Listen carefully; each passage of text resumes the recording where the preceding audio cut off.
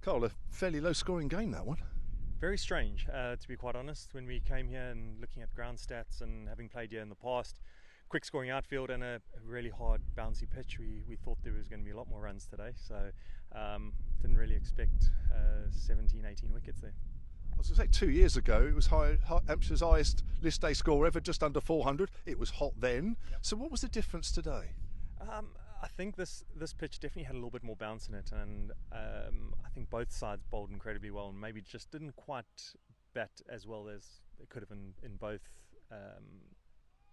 Both teams, just with them chasing and us setting, the bounce got both teams a little stuck there. But yeah, it normally a great pitch here, and I still think it is a good pitch, and I think everyone just caught a little short with the bounce here today. You were 24 for 4 at one stage, and what partnerships there were coming later on in the innings, and you top scored with 37 as well. Yeah, I've got to contribute now and then. It was nice to get out there.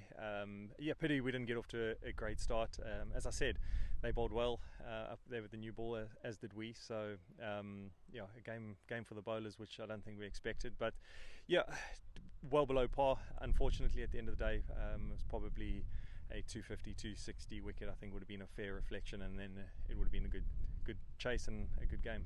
Yeah, wickets up top as well in the Kent innings. You picked up what, 3 for 16? Yeah, it was quite nice. Struggled a little bit in the last couple of games. A bit of a break after the championship, just haven't quite hit rhythm, and so something clicked today and felt pretty good from that end. As I said, there was a bit of nip and a bit of bounce, and a funny little total to chase. The pressure was always going to be on them. It was kind of theirs to lose. So yeah, it was nice to nip a few out and give us half a chance, I guess. Just going back to what you said earlier, it's quite interesting, isn't it? Because there's so much stats now that you look at what happened here in the past and what have you, and of course that what happened here 2 years ago would have come into play. But when you looked at the pitch, was there anything on the morning that suggested that, hang on a minute, this pitch might not play the same? No, absolutely not. It was a beautiful colour. There wasn't a cloud in the sky. Perhaps a little bit more grass on it than normal, but again, I've only been here sort of a handful of times, and it could have looked like that 2-3 years ago when we were here, and I probably wouldn't have remembered. But there was nothing in there that suggested anything else. And as I said, stats heavily in favour of team batting first, putting on big runs and defending it. So didn't go away, unfortunately.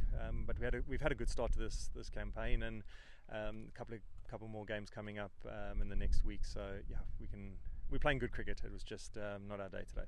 Just one of those days, I guess. Yeah, absolutely. But there's good things to take out of it. As I said, the bowling, the batters have done well in the last two games. So there's a lot to be happy with there, and still a long way to go, not halfway through yet.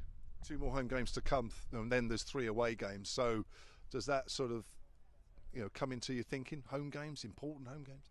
Yeah, I think every game's important.